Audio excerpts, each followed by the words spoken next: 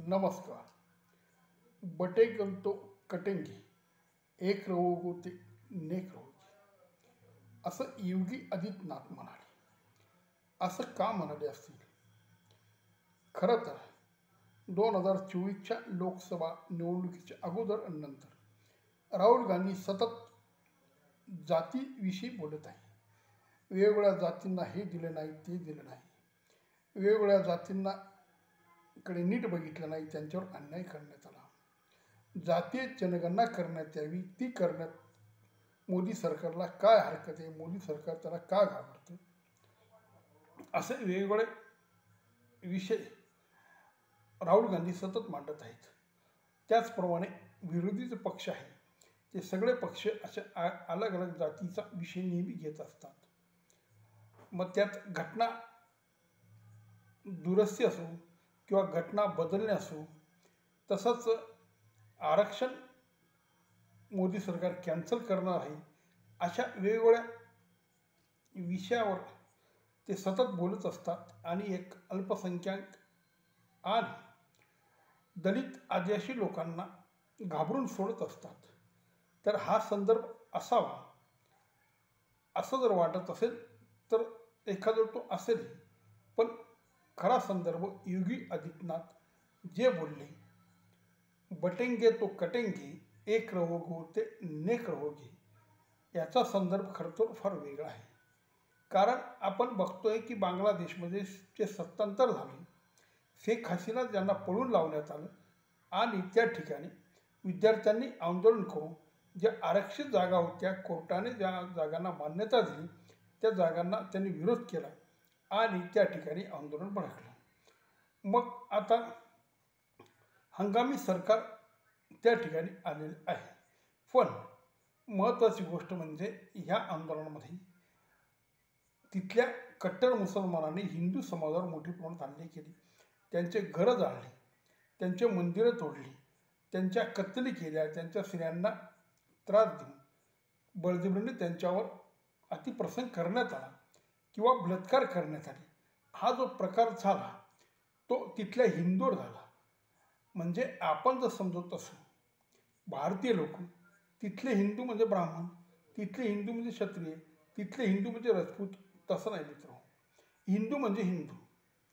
हिंदू धर्मातला कुठलाही व्यक्ती, तो आदिवासी असेल, तो डोंगरी भागात राहत असेल, तो झोपडपट्टीत राहत असेल, तो दलित असेल, तो महादलित असेल, तो पिछडा असेल, मग तो कोणी का असेना, तो वाणी असेल, तो न्हावी असेल, तो सुतार असेल, कासार असेल, वेगवेगळ्या जातीचा तो माणूस हिंदू म्हणून त्या ठिकाणी गणला जातो.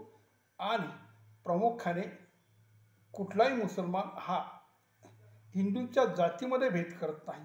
जेव्हा दंगली होतात, जेव्हा काटछाट होते, त्यावेळेस तो अल्लाला मानत नाही, तो अल्लाची इबादत करत नाही किंवा तो मुस्लिम नाही, एवढाच दृष्टिकोन त्या ठिकाणी पाहिला जातो. मग त्यात ख्रिश्चन, हिंदू, शीख, जैन, पारसी, बौद्ध सगळे त्याचे दुश्मन ठरतात. तेव्हा आपल्या भारतात हे जे चालू आहे, जाती जातीमध्ये भेद करणं, जाती जाती वेगवेगळ्या जातीमध्ये फूट पाडणं, हा जो विरोधी पक्षांचा कार्यक्रम आहे आणि त्याला तुम्ही आम्ही जे बळी पडतो ते बळी पडू नये म्हणून योगी आदित्यनाथ सांगतात की बांगलादेशात जे चाललं आहे ते अलग अलग जातीमध्ये तो समाज विखुरला गेला, जे आज भारतात करण्याचा प्रयत्न चालू आहे. तसाच प्रकार पाकिस्तानात बी झाला आणि तिथले हिंदू संपत आले. अफगाणिस्तानातले हिंदू जवळजवळ नामशेष झाले. असाच प्रकार बांगलादेशमध्ये त्या ठिकाणी आज 10% हिंदू असूनही त्यांच्यावर मोठ्या प्रमाणात अत्याचार करण्यात येतात. तेव्हा म्हणून योगी आदित्यनाथ म्हणाले की तुम्ही एकत्र राहाल तर वाचाल. तेव्हा हा भ्रम सगळ्या समाजाने काढून टाकावा की मी दलित किंवा मी ब्राह्मण किंवा मी मराठा म्हणून माझ्यावर अन्याय होणार नाही. तर असं काही नाही. उलट जो जास्त गरीब असेल, ज्याची पोच कमी असेल, ज्याचा रुतबा कमी असेल, ज्याच्याकडे पैसा कमी असेल, त्याच्यावर प्रथम हल्ला होईल. तेव्हा यात दलित, महादलित, आदिवासी, गरीब हे सगळे प्रथम भरडले जातील. जेव्हा कुठल्याही हिंदू मुसलमान दंगा भारतात होऊ द्या, नाहीतर पाकिस्तानात होऊ द्या किंवा बांगलादेशमध्ये होऊ द्या. तेव्हा आज जे बांगलादेशात चालले आहे ते सगळ्या जातींना त्याचा त्रास आहे. हिंदू म्हणून सगळ्या जाती त्या ठिकाणी गणल्या जातात. तेव्हा योगी आदित्यनाथ जे म्हणाले ते सगळ्यांनी लक्षात ठेवलं पाहिजे. ही आपल्या भारतीयांना त्याने दिलेली चेतावणी आहे आणि ती चेतावणी तुम्ही नीट समजून घेतली पाहिजे. तेव्हा जय भीम जय भीम असला जो प्रकार, असला जो बोळसटपणा बावळटपणा चालू आहे त्याला कुठेतरी बंदर घातले गेले पाहिजे. आणि सगळ्यात महत्त्वाचे म्हणजे आपण एक संघ राहिले पाहिजे.